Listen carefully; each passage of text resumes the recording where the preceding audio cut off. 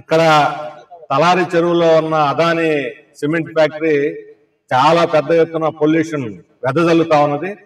ఈ పొల్యూషన్ వెదజల్లటం వల్ల పక్కనే ఉన్నటువంటి ఆ జెన్కో సోలార్ ఫ్యాక్టరీ దాని మీద ప్యానల్స్ మీద విపరీతంగా డస్ట్ పేరుకుపోయి దాదాపు 3 నుంచి 4% దాని కెపాసిటీ పడిపోతుంది. అంటే 400 మెగావాట్ల కరెంటులో ఒక 4-5 మెగావాట్ల కరెంటు తయారు కాకుండా పోతుంది. కాబట్టి దీనివల్ల కొన్ని వందల కోట్ల రూపాయలు ప్రభుత్వానికి నష్టం వస్తుంది. కానీ ప్రభుత్వం మాత్రం ఏమీ దీని మీద చర్యలు తీసుకోవట్లేదు.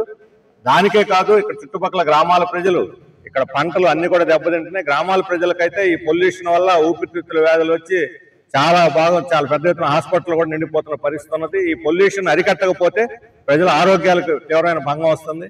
అభివృద్ధి గురించి మాట్లాడే ప్రభుత్వం ప్రజల ఆరోగ్యం గురించి లెక్క చేయకుండా, జెన్కోకి తగ్గిపోతున్న కెపాసిటీ గురించి మాట్లాడకుండా, అంటే ప్రభుత్వ రంగం అయితేనేమో పట్టించుకోము, ప్రైవేట్ రంగం కానీ సమస్య వస్తే ఆగమేఘాల మీద కదిలి స్పీడ్ ఆఫ్ డూయింగ్ బిజినెస్ అనే పేరుతోటి వాళ్ళ సమస్యలను పరిష్కరిస్తాం తప్ప ప్రభుత్వ రంగం అయితే మేము పరిష్కరించాం అన్నట్టున్నది.